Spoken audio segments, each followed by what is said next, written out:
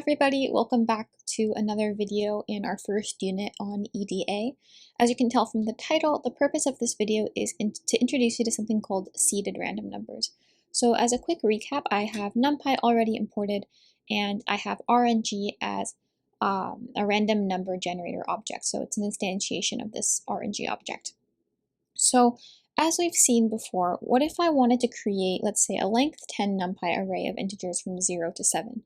So I could do something like, let's do rng.integers. Let's go 0 to 7, and let's say size equals, what did I say, 10? So this looks good.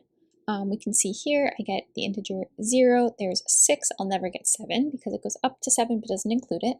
Notice I run it again, and I get totally different numbers. So every time I run this cell, the numbers that appear are going to be different. So for a lot of applications, that works out really nicely, right? So let's say we want to estimate the probability of something using, let's say, 1,000,000 experiments.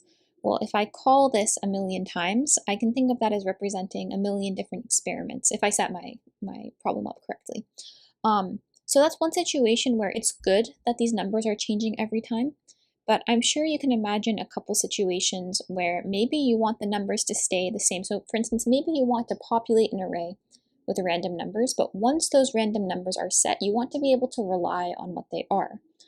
So one example of this is something I'll do commonly is, let's say I'm writing a quiz and I want to kind of create a random array and ask you, okay, like I'll ask you some questions about the array, like count how many times a number greater than this appears, like questions like this, right?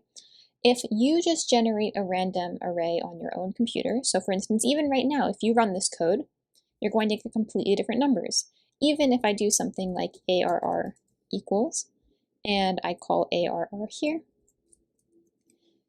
what you get for ARR is going to be completely different than what I get. So going back to the quiz example, how could I guarantee that we get the same numbers?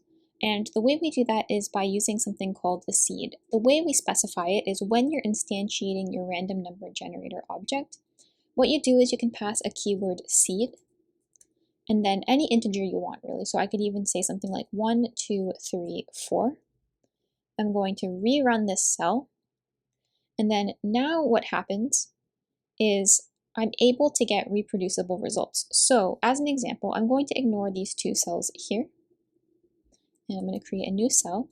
Now try coding along with me. So notice now I've instantiated this RNG again, but now with this seed 1, 2, 3, 4.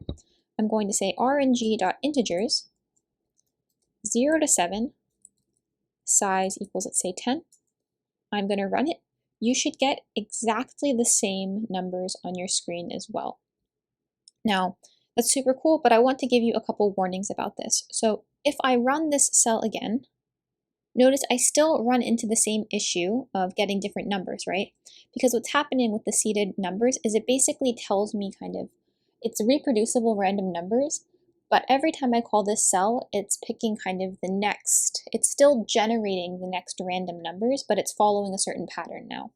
So if I want to kind of keep it fixed, if I really want to ensure that the numbers stay fixed, the way that we typically deal with this is I'm going to copy paste this RNG portion of the code, paste it here.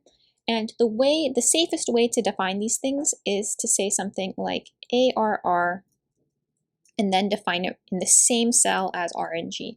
So here I can do rng.integers 0, 7, size equals 10.